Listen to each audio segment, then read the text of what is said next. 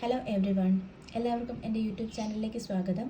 ഇന്ന് നമ്മൾ നോക്കാൻ പോകുന്ന ശൈലികളുടെ 4ാമത്തെ ക്ലാസ്സാണ്. നമുക്ക് നോക്കാം. 7:30 ശനി, ചീത്തക്കാലം. അരിയറ്റു പോവുക, മരിക്കുക. ഇടിവെട്ടിയവനെ പാമ്പു കടിക്കുക. നാശത്തിന്മേൽ നാശമുണ്ടാവുക. ഊറ്റം പറയുക, ആത്മപ്രശംസ ചെയ്യുക.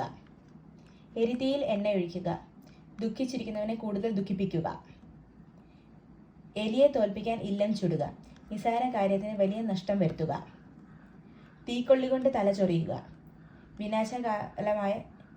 വിനാശകരമായ വിട്ടിത്തം. തെക്കോട്ട് പോവുക, അതായത് മരിക്കുക. തൊഴുത്തിൽ കുത്തുക. ഒരേ വിഭാഗത്തിൽപ്പെട്ടവർ തമ്മിലുള്ള മത്സരം.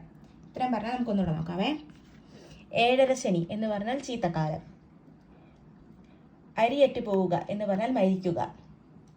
ഇടിവെട്ടിയവനെ പാമ്പു കടിക്കുക എന്ന് പറഞ്ഞാൽ നാശത്തിന്മേൽ നാശമുണ്ടാവുക.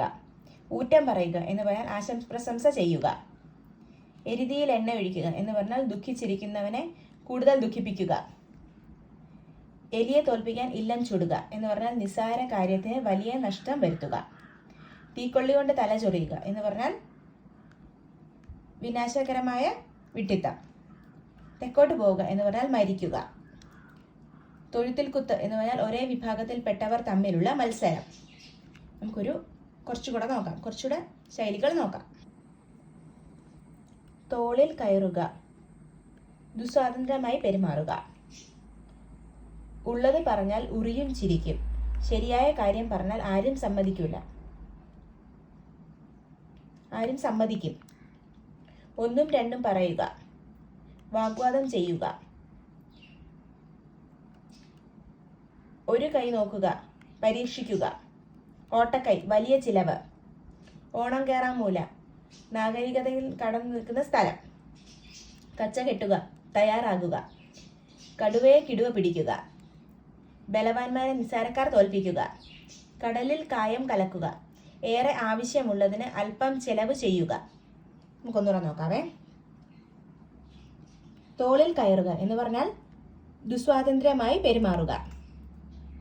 ഉള്ളത് പറഞ്ഞാൽ ഉറിയും ചിരിക്കും. ശരിയായ കാര്യം പറഞ്ഞാൽ ആരും സമ്മതിക്കും. ഒന്നും രണ്ടും പറയുക എന്ന് പറഞ്ഞാൽ വാഗ്വാദം ചെയ്യുക. ഒരു കൈ നോക്കുക എന്ന് പറഞ്ഞാൽ പരീക്ഷിക്കുക. ഓട്ടക്കൈ എന്ന് പറഞ്ഞാൽ വലിയ ചിലവ്. ഓണം കേറാമൂല എന്ന് പറഞ്ഞാൽ നാഗരികത തീരെ കടന്നിട്ടില്ലാത്ത സ്ഥലം. കച്ച കെട്ടുക എന്ന് പറഞ്ഞാൽ തയ്യാറാവുക.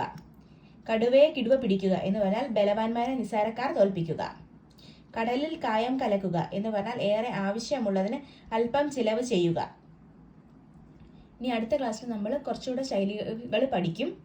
നിങ്ങൾക്ക് എൻ്റെ ക്ലാസ് ഇഷ്ടമാവുന്നുണ്ടെന്നുണ്ടെങ്കിൽ നിങ്ങൾ എൻ്റെ channel like, share and subscribe ചെയ്യുക. താങ്ക്